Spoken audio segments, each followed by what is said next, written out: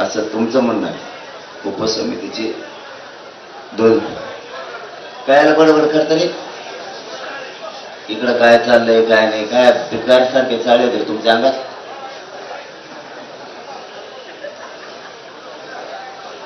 जर तुमचं म्हणणं आहे उपसमितीची 2 वेळेस आज बैठक झाली, मला तर माहित नाही,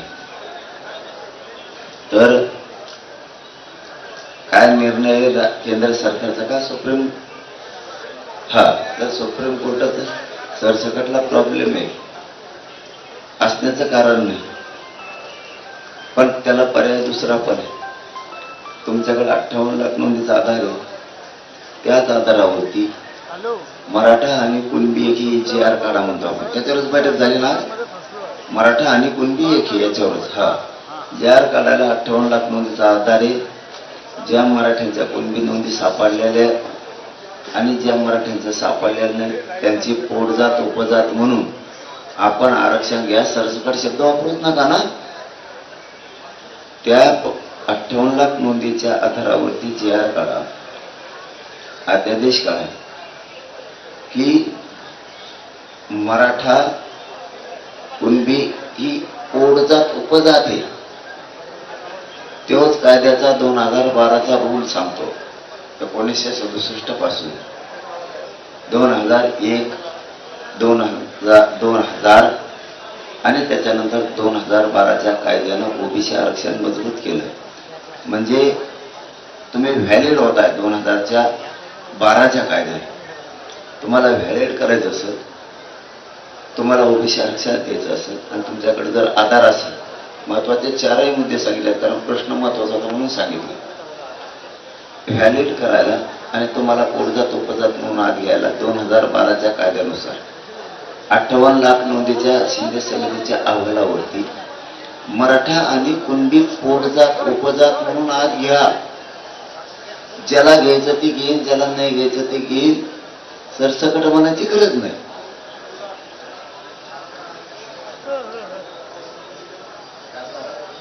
सातारा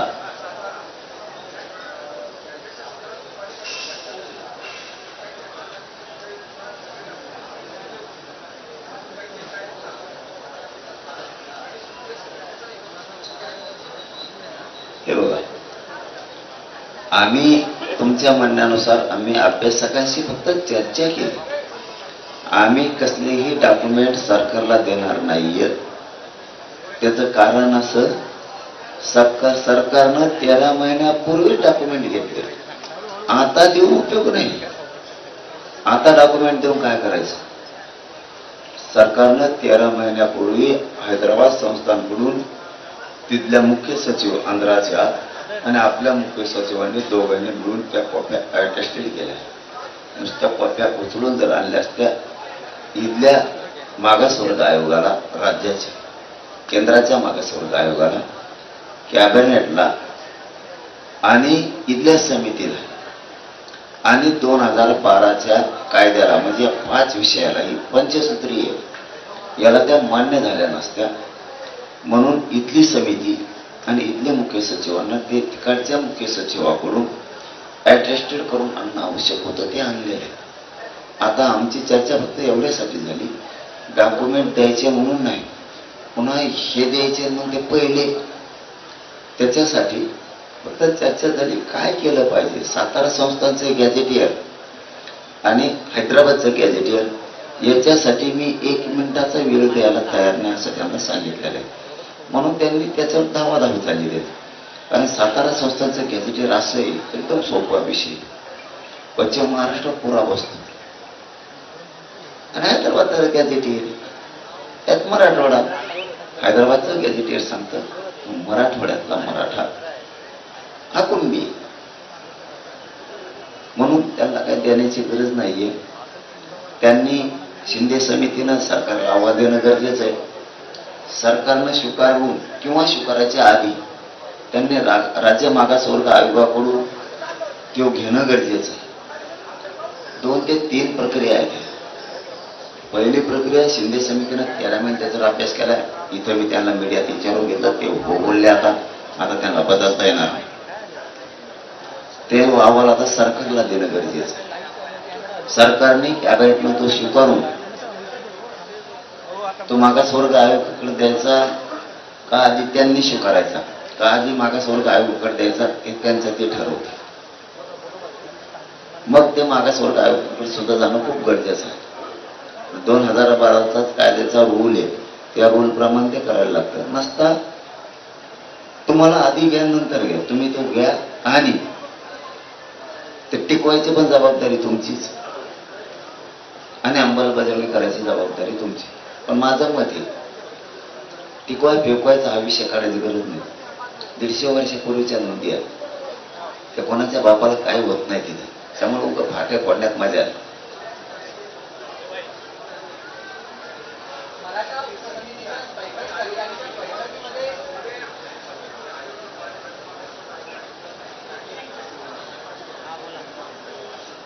कुणी केलं पाहिजे?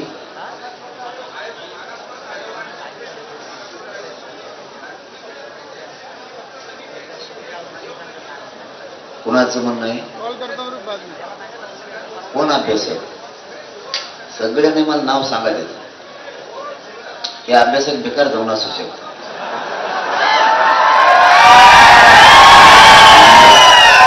शिंदे समितीचं मी सांगतो फोडून तुम्हाला, आम्ही खेड्यातलेत पण अक्कल येत म्हणून एवढा तडा लढतो ना.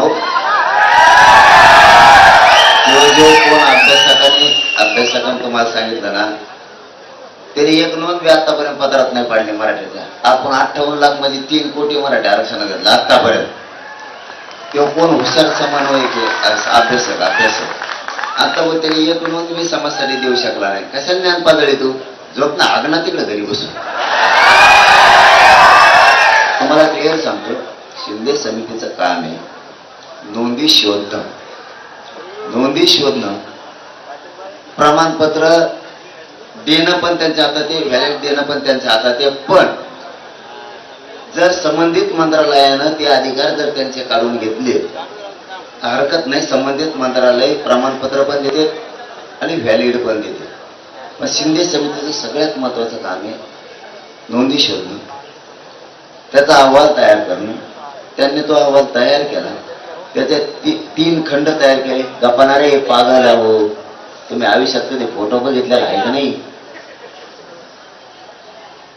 त्यांनी त्याचे 3 खंड बनवले, सरकारला दिले. हे काम शिंदे समितीचं. एकदा जर सरकारनं अहवाल स्वीकारला, देव जरी आला तरी ते अधिकृत होते, ते कोणी रोखू शकत नाहीये. आता पुढची प्रक्रिया काय? सरकारनं तो अहवाल स्वीकारून त्याची अंमलबजावणी करणं. मग त्यांना आता मागासवर्ग आयोगाकडे द्यायचं आधी म्हणतो आम्ही, देणं तर गरजेचं आहे का? त्यांनी स्वीकारून कॅबिनेट समोर ठेवून मग मागासवर्ग आयोगाकडे देऊन अंमलबजावणी करायची. एवढे 2च प्रयोग साधे येतात, ते 5-5 मिनिटाचे येतात.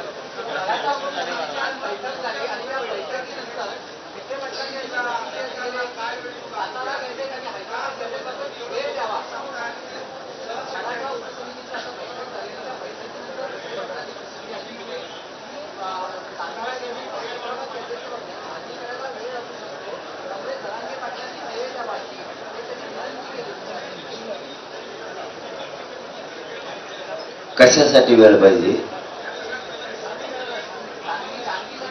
कशाची झाली? नोंदणीची 13 महिने काय केलं? मग बजेट तळीले काय? असं नसतं, वेळ काढू पण आहे. आता नसतं. हे गरीब काय तुम्ही पागल समजेल काय? आण मुंबईला न्या जमा घरी, आण मुंबईला न्या जमा घरी. बापाचे पेट आहेत काय? समज नाही आता. एकदम सोपं. 13 महिने काय केलं? भंगार चाळे नाही करायचे, खरं आहे ते बोलायचं. बोल आमच्यापाशी येऊन आम्ही सांगतो तुला.